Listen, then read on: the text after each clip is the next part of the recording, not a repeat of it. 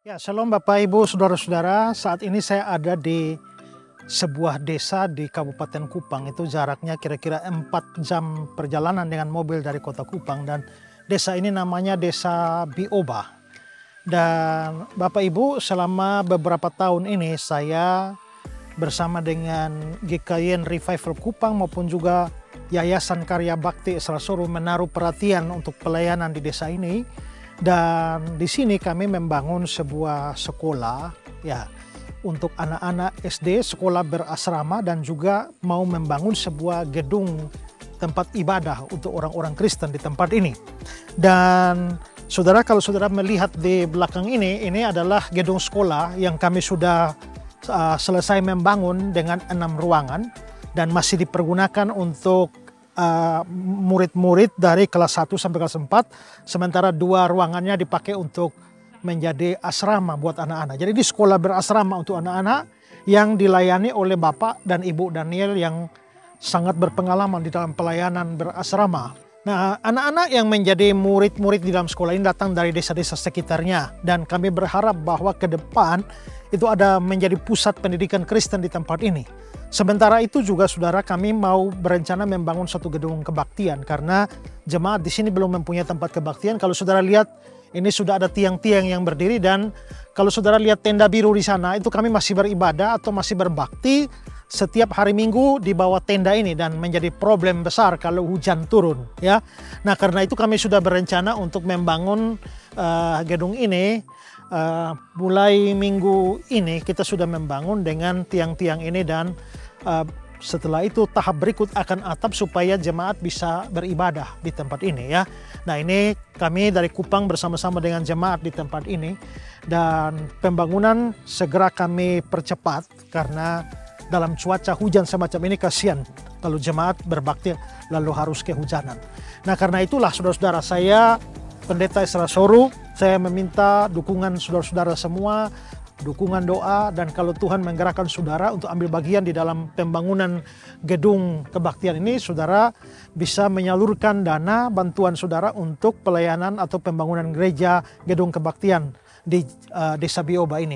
Di layar saudara ini ada nomor rekening dari Yayasan Karya Bakti Esrasoro. Silakan saudara berdonasi di sana dan memberikan catatan untuk pembangunan gedung ibadah di Desa Bioba, Kabupaten Kupang ya.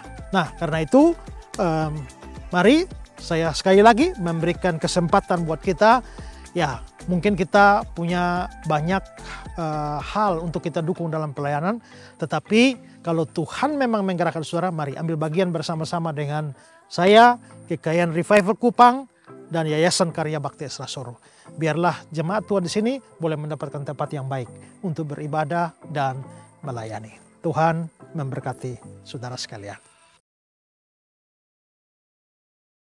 Salam Bapak Pendeta, saya ingin bertanya, setiap kita ibadah di mana saja selalu ada kata-kata berkat yang terdapat dalam Bilangan 6 ayat 22-27 yang berisi, Tuhan memberkati engkau dan melindungi engkau. Tuhan menyinari engkau dengan wajah-Nya dan memberi engkau kasih karunia. Tuhan menghadapkan wajah-Nya kepadamu dan memberi engkau damai sejahtera. Pertanyaannya, mengapa berkat ini sering diucapkan sebagai penutup ibadah, dan apa makna atau arti dari berkat ini? Terima kasih. Itu di Bilangan pasal 6, itu dia ada pada bagian-bagian akhir kan, di ayat-ayat terakhir kan, dari suatu rangkaian pembicaraan yang panjang. Jadi imam, waktu itu imam itu dianggap sebagai wakilnya Tuhan. Imam itu perantara antara umat dengan Tuhan. Jadi Tuhan mau memberikan berkat kepada umatnya melalui imam. Lalu ada ucapan doa berkat. Sehingga itu nanti kalau dipelajari dalam tata ibadah orang Yahudi, memang di akhir ibadah itu selalu ada berkat semacam itu, berkat imam semacam itu. Nah, itu dilanjutkan dihidupi umat dari tahun ke tahun sampai akhirnya diikuti juga oleh gereja perdana. Sehingga itulah sebabnya saudara baca di dalam surat-surat Paulus, biasanya di ujung-ujung surat itu selalu ada formula-formula doa-doa berkat begitu. Walaupun tidak ikut yang Yahudi punya. Kenapa? Karena Kristen kan percaya pada Tritunggal. Ya, maka biasa berkatnya seperti 2 Korintus 13 ayat 13. Kasih karunia dari Tuhan Yesus Kristus dan Allah Bapa dan Roh Kudus menyertai kamu selama-lamanya. Amin. Itu contoh. Tapi coba kalau saudara lihat di Bilangan pasal 6 tuh ada triple Tuhan di situ kan. Tuhan memberkati engkau dan menyertai engkau. Ya, Tuhan ini, Tuhan ini. 3 kali kan. Nah, mengapa 3 kali? Nah, banyak penafsir mengaitkan bahwa ini tidak kebetulan. Kenapa tidak 1 kali saja, 2 kali atau 7 kali, tapi triple Tuhan di situ. Nah, ada banyak yang mengartikan itu adalah indikasi ke arah doktrin Allah Tritunggal. Tapi yang mana? Nah, di Perjanjian Baru diperjelas menjadi Bapa, Anak, dan Roh Kudus. Artinya adalah bahwa kita sudah berbakti dan kita akan memasuki hidup kita selama 1 minggu, 1 bulan, 1 tahun, bahkan seterusnya di dalam dunia ini. Maka kita butuh berkat dan penyertaan Tuhan. Dan berkat itu turun dari Tritunggal, Bapa, Anak, dan Roh Kudus. Makanya kita ada doa berkat pada akhir dari setiap ibadah. Jadi itu semacam tata liturgi yang sudah hidup ribuan tahun. Mulai dari agama Israel kuno sampai gereja mula-mula sampai hari ini. Jadi itu praktek bukan praktek ini. Jadi harusnya memang doa berkat itu selalu ada di dalam setiap kebaktian. Ya, yang lain misalnya dalam liturgi kita ada hal-hal yang mutlak harus ada yang tidak. Misalnya menurut saya pengakuan dosa itu harus ada. Karena begini, kita sadar kita memang anak Tuhan, tapi kan kita ini banyak kali kacau balau juga kan. Dan dosa itu menjadi penghalang kita menerima berkat Tuhan, firman Tuhan dan lain sebagainya. Karena coba Alkitab bilang bahwa korban orang fasik adalah kekejian bagi Tuhan. Jadi kalau kita ini berdosa ya bukan masalah Tuhan. Tuhan setelah Tuhan menyelamatkan kita, Dia mengasihi kita terus. Hanya kalau kita kotor itu menjadi perusak persekutuan. Sekarang coba, Ibu Sonya sayang anak ya, sayang anak. Lalu Ibu Sonya sudah siap mau ke perjamuan kudus, ya pakai baju putih semua putih-putih begini, tiba-tiba datang Gloria. Badan penuh lompor. Mama. Apa yang Ibu Sonya bilang? Bikin. Anak. Waktu peluk itu lumpur semua. Tidak. Tidak. Apakah Ibu Sonya tidak sayang anak? Sayang. Hanya lu kotor. Jangan.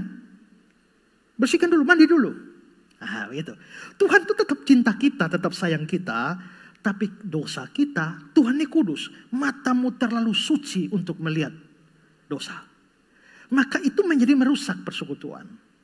Karena itulah di dalam ibadah ini kita mau puji Tuhan, mau sembah Tuhan, mau kasih persembahan, lalu apa lagi? Kita mau dengar firman, itu semua akan dihambat kalau ada dosa. Makanya kita perlu datang. Ya. Dan doa berkat itu mutlak ada. Kalau pengakuan iman rasuli itu tidak mutlak. Tapi penting. Makanya kita selalu ada, kecuali kalau acara-acara khusus yang terlalu padat, ya sudah. Kenapa? Karena pengakuan iman rasuli ini juga, gereja awal-awal juga tidak pakai itu juga kan. Ya, baru tahun-tahun belakangan saja. Nah, tapi banyak gereja sekarang tidak ada pengakuan dosa. Ya. Pengakuan iman rasuli tidak mutlak, tapi penting. Sangat penting. Tapi jangan terlalu ditekankan mutlak sama seperti di Pulau Semau sana. Kebaktian sudah selesai, sudah doa berkat jemaat, sudah pulang baru majelis tiba-tiba lari keluar lompat pagar. Kembali semua. Semua jemaat kembali. Kenapa? Tadi lupa pengakuan iman rasuli. Kita ulang lagi. Nah, itu terlalu memutlakan. Ya. Jadi yang tidak mutlak jangan kita mutlakan. Tapi yang mutlak jangan diabaikan. Jadi menurut saya pengakuan dosa dan doa berkat itu sesuatu yang penting. Doa syafaat itu tidak mutlak. Ada, bagus, dan memang perlu ada. Tapi kalau misalnya gereja itu punya acara persekutuan doa sendiri. Misalnya kita menetapkan bahwa kita ada persekutuan doa tiap hari Senin. Membawa semua beban jemaat kita datang berdoa. Kalau kita tidak lagi ada doa di ini juga tidak apa-apa. Karena sudah di cover semua dalam acara doa khusus. Jadi soal. Ya, karena itu doa berkat itu wajib ada.